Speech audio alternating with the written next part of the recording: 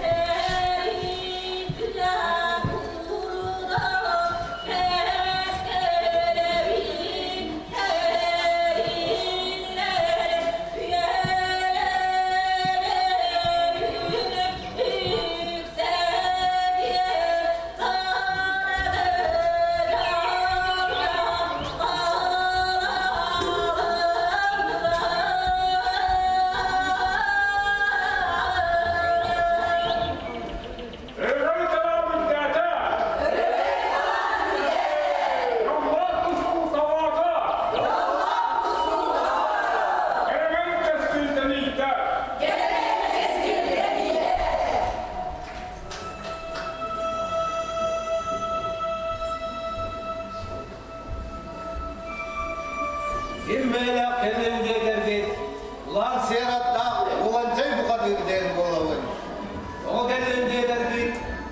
Ulustay bergen Baltıkay'ın ünlü oğalcanı. Gelgen kapsederi. Hıyırak doyduktan diyen geldim. Ay kalkalım! Ya korkuda saydın!